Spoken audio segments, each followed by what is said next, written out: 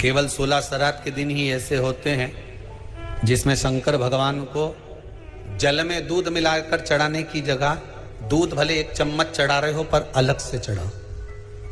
कच्चा दूध अलग से चढ़ाओ, उसके बाद भले तुम जल चढ़ा दो, पर लोटे में जल में दूध मिलाकर 16 दिन श्राद्ध पक्ष में नहीं ले जाना।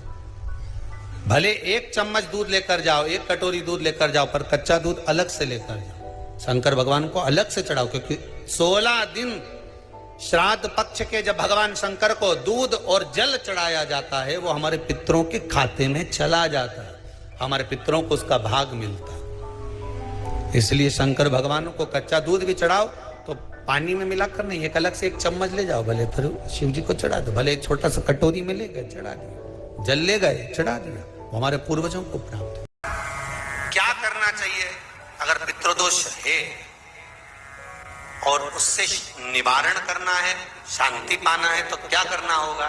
उसका एक ही तरीका महाराज, अमावस्या के एक दिन पहले 14 के दिन पीपल के 7 पत्ते लीजिए और 7 पत्ते पर शंकर का नाम ओम नमः शिवाय लाल चंदन से लिख दीजिए।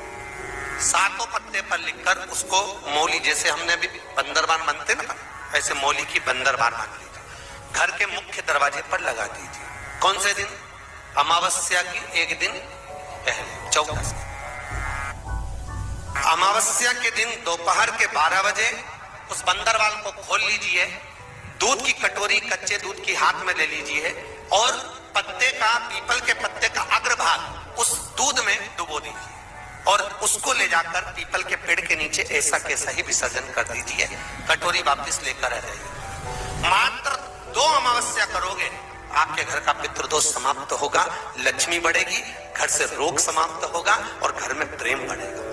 पितृदोष को समाप्त करने का इससे सुंदर कोई तरीका ही शिव कर सकते, शंकर के सिवा। कई लोग कहते हैं कि श्राद्ध पक्ष आ गया, ये कर लेना चाहिए तो प्रेत योनि से मुक्ति हो जाएगी। पितरों की शांति के लिए ये कर लेना चाहिए तो पितृ मुक्त हो जाएंगे। पहले तो एक बात अच्छे से समझ लो, पितृ मुक्त नहीं होते, उनकी शांति होती। क्या होती है? जम के बोलो जरा।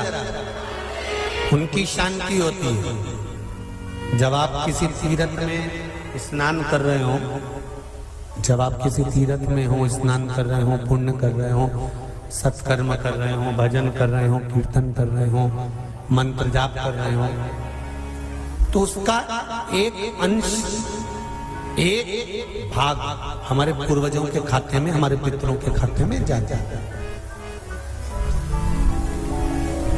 उनके खाते में पहुंचता है, ये निश्चित है। आपने किसी ब्राह्मण को भोजन कराया, भले अपने पितरों के निमित्त नहीं जिमाया, कोई ब्राह्मण को 1 गिलास पानी पिलाया, भले अपने पितरों के निमित्त नहीं पिलाया, पर आपका एक अंश उसके खाते में चला जाएगा। उससे क्या होगा? पितरों की शांति। और समझ लो, गया जी में पिंडदान कर देने से क्या पितृ मुक्त हो जाते हैं? बद्रीनाथ जाकर कपाल क्रिया करने से क्या पितृ मुक्त हो जाते हैं? भाई,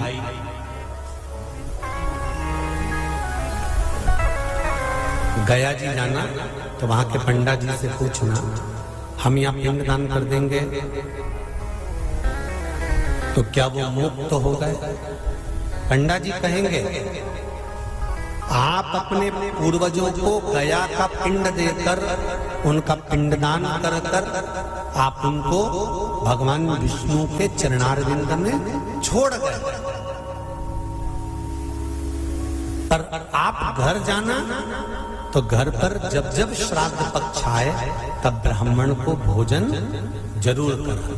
भले तुम भूख मत देना, कौवे का मत निकालना, पर एक काम जरूर करना कि ब्राह्मण भोज कराना। उससे क्या होगा, 16 श्राद्ध में जब हमारे पितरों को, हमारे पूर्वजों को पितृलोक से छोड़ा जाता है, तो वो सबसे पहले जिस घर में रहे होते हैं, जहां उनका पिंड घर में दिया होता है, जहां रहे होते हैं, सबसे पहले वो वहां आते हैं, सबसे पहले वहां आएंगे। और अगर तुमने उनकी तिथि पर, उनके वार पर अगर आपने भोजन करा दिया है, तो उनकी मुक्तता नहीं, उनकी शांति हो जाती है।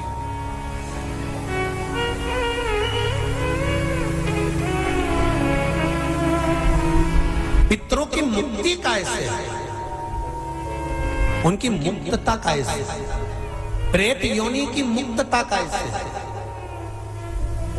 तो कहा जैसे भगवान का नाम लेने वाला व्यक्ति दूसरा जन्म नहीं पाता, उसी तरह भगवान का जो भजन करते हैं, कीर्तन करते हैं, मंत्र जाप करते हैं, या शिव महापुराण की कथा, राम कथा, भागवत कथा, विष्णु पुराण आदि जितनी भी पुराण हम श्रवण करते हैं, हमारे श्रवण करने का एक भाग हमारे पितरों के खाते में जाता है, तो उस कथा के फल से उनकी मुक्ति हो जाती है। जो पितृपक्ष में ब्राह्मण को भोजन कराते समय नहीं बनाई जाती, एक तो कुमड़ा, दूसरा पत्ता गोभी, जो बंद गोभी होती है ना, वो बंद गोभी जो होती है ना, पत्ता पत्ता वाली, उसकी भी सब्जी पितरों के ब्राह्मण अगर भोजन करता है तो उसमें नहीं बनाई जाती। एक कुमड़ा, ये जो पेठा बनता है ना कुमड़ा का, ये भी श्राद्ध पक्ष में नहीं खिलाया जाता। श्राद्ध पक्ष में उसको भोजन में नहीं दिया जाता। ब्राह्मण के भोजन, महाराज ब्राह्मण के भोजन में श्राद्ध पक्ष में सबसे ज्यादा जरूरी है दूध की खीर, दूसरा तुरई या गिलकी का भोजन, या तो सब्जी बनाओ या भजिया बनाओ, कुछ भी बनाओ। तीसरा मांस की दाल का भोजन, उड़द की दाल का भोजन, उड़द की दाल का या तो दही बड़ा बना लो, इमरती बना लो, या फिर बड़ा बना लो, या पकोड़ा बना लो, पर उसका भोजन होना जरूरी है। 3 भाग दूध का भोजन आहूतों के हिस्से में चले जाता है, गिलकी और तुरई का भोजन पितरों के हिस्से में चले जाता है, मांस की दाल का भोजन, उड़द की दाल का भोजन प्रेतों के हिस्से में चले जाता है। इसलिए ये 3 भाग का भोजन ब्राह्मण जब श्राद्ध पक्ष का भोजन करे तो उसमें बनाना जरूरी है।